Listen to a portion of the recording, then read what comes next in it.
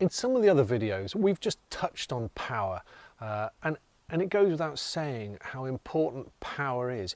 It's the balance of power which determines your options in a negotiation. So clearly, you need to have the balance of power in your negotiations. Now, there are two things always to bear in mind when it comes to power. And the first is that there are two sorts of power. And there's real power and there's perceived power. Now, real power is determined by things which are out of your control. It might be things like what's happened in the past. It might be the size of the organisation. If it's you negotiating with a big car dealership or something like that, well, do you know what?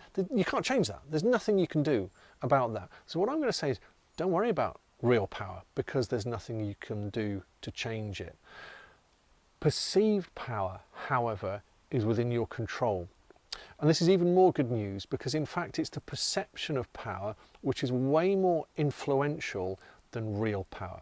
So what I just want to focus on is how you can change the perception of power in your negotiations.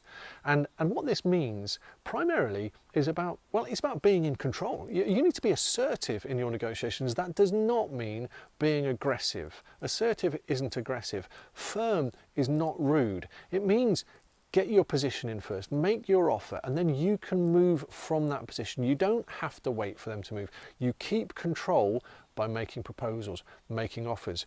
You get power from, well, finding out information. Everyone knows that information is power. So questions are highly relevant in any negotiation. You want to find out about their world. You want to find out, what's important to them. You want to find out about their deadlines and their pressures, so that then that's where the focus of the negotiation can be, rather than on your deadlines and your pressures. So in any negotiation, think about where your perception of power comes from. Think about how you can change it, how you can be in control.